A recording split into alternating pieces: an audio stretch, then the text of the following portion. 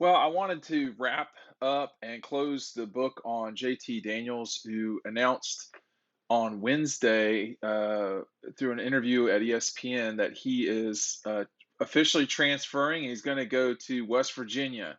So I wanted to talk a little bit about what he had to say about Georgia, what his career was like, and close the book on JT Daniels, who had about as up and down a career as you could possibly have at Georgia, and it's mimics what JT had the entire time when he has been in college football. When you look backwards on it, it has been, and he touched on this in his interview with ESPN. He's been very injury prone. I mean, his durability is a real question moving forward.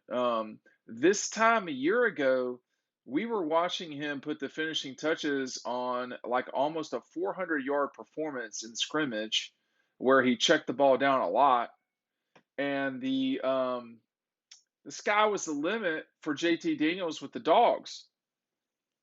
In DAWGSTRUCTION, which is something you can pick up down below, there's a lot in here about JT. How could you not write about JT? Um, and showcase what he can do, could do, etc. But he just never got going in 2021 in a way that was significant. Um,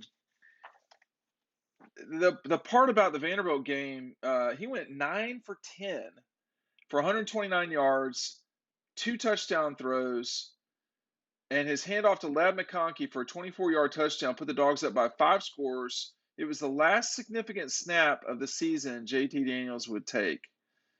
For the second time in 2021, Daniels would be sidelined with an injury, this time in the week leading up to the massive showdown with the Hogs, a top 10 matchup the next week.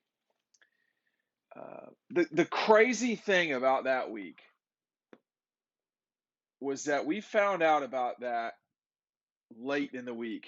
It was on Friday in the afternoon. And, Ryan Curley was at the stadium talking with the folks from ESPN when the reporter says to everybody, they don't know if JT Daniels is going to play tomorrow, the coaches. They're like, what? What? And, we knew that he had been dealing with some stuff, but we didn't know how serious it was. That he had missed, the UAB game was seen as sort of not that big of a deal. And then he played against Carolina and played pretty well. But the thing that was so noticeable about that, looking backwards, was Stetson played, and he played in the first half of that game. So it's not like they were shying away from playing Stetson Bennett. I mean, Stetson had earned time, and he played. He didn't play well against South Carolina, that's for sure, but he played. And at the time, I said, I'd kind of stick with one here. I mean, JT Daniels looks better, he's playing better, and he was, but he couldn't stay healthy. The other thing, too, that's kind of interesting about the JT Daniels journey at Georgia was that when the transition started to Stetson, which was the second quarter of the Vanderbilt game going forward for the rest of the year. I mean, JT didn't play a meaningful snap after that. Was that Stetson was not, and I don't think is not, the thrower that JT Daniels is. I don't know that that means that he's not the quarterback that JT Daniels is, because there are so many things that Stetson does and can do with his feet, as well as his ability to lead the offense. That was something that Todd Monken particularly was very comfortable with as the season went on. And that, when we talked to Todd at the Orange Bowl for the first time since the beginning of the season, which is something that Kirby does, I don't know why, but he does. He was much more forceful than Kirby was about the decision to go with Stetson and stay with Stetson. Um, I'll tell you this, it was the right move. because I don't think that JT Daniels would have survived the probably the Michigan game they would have won, but it was pretty clear against Alabama that Daniels would have been rushed in a way that he could not have escaped from. And at the end of the day, that was the thing I think more than anything that really put Stetson over the top. That he was as confident and what's the word? Solid a quarterback as he was one thing, but that he had the capability to make plays with his feet. I mean, that paid dividends at Auburn, Tennessee. I mean, there were just Kentucky for sure. I think Arkansas. There were just too many instances where, Stetson made plays with his legs and it either resulted in a touchdown or it kept the drive going. You're more not going to get that from JT Daniels. So as soon as those two things became much more even, in other words, Stetson played better, there wasn't as much discussion there. But for JT Daniels, in 20, okay, so obviously he came out of high school early, goes to USC, wins the job there, plays his first year. That's probably the worst season he had, understandably. The next year, he wins the starting position, and then he gets hurt. The first game, I think it was against Fresno. Don't hold me to that.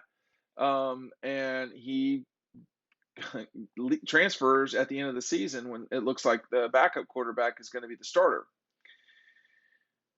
Transfers to Georgia, is still recovering from the ACL injury. Dwan Mathis is named the starter after Jamie Newman leaves, the presumed starter Jamie Newman. So we went from essentially 3 years of stability with Jake Fromm to starting 3 quarterbacks in a 2-year period, essentially 5 different times. Stick with me on this. You went with, well, I'm not even including Jamie Newman in this. He transferred just before the season. I mean, that is another story for another day. A story I would like to know more about, quite frankly. But you start the season with Dwan Mathis. A season that's one. A game later, you're going with Stetson. After the Florida game, you go with JT Daniels. Heading into the season, you've got JT Daniels. Okay, and then you've got. Oh, well, hold on. Let me start again.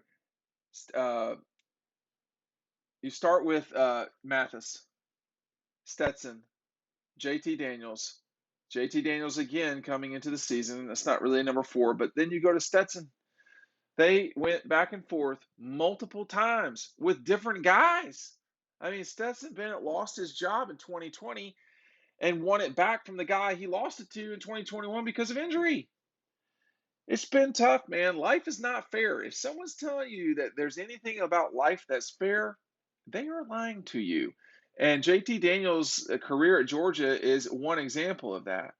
But I'll tell you, at the end of the year, particularly after the SEC championship game, there was a very vocal group of Georgia fans, including insiders that I talked to, including some assistant coaches and now the scale at which I'm talking about here is not all the same, but they felt like JT Daniels was going to have to play to win the national championship. And after the game against Alabama and Atlanta, that drumbeat was extremely loud, extremely loud. But I think that's one reason why Todd Monken was so forceful in a way that Kirby was not. This was clearly, it seems to me, Todd Monken's decision. Not that Kirby Smart doesn't have all final say, but you get my point. Todd Monken had a lot to say about this. And I haven't even read to y'all what JT had to say about Georgia, because this is important. He said, "I love Georgia. Georgia fans have always loved me since I've been here. It's been a really, really good and supportive fan base. I'm very, very thankful. I had no problems adjusting. I wouldn't even consider it adjustment. Everyone here has been good and honest and good people." He's going to West Virginia, where I think he's got to get through a season if he wants to get drafted.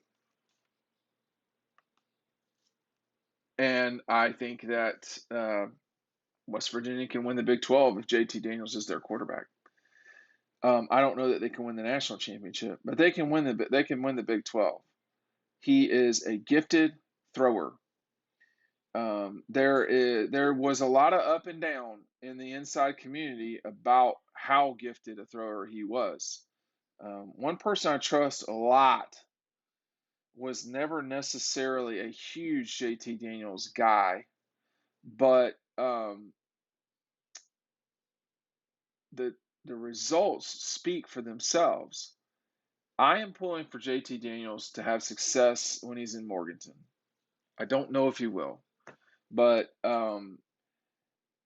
he got Georgia through some rough times, and he's going to be the only quarterback ever to play for Georgia more than a game that's going to leave campus as an undefeated quarterback, a starting quarterback. I don't know what to say. It's what it is. Hey, check out DAWGSTRUCTION. We'll see you on the website. The link down below.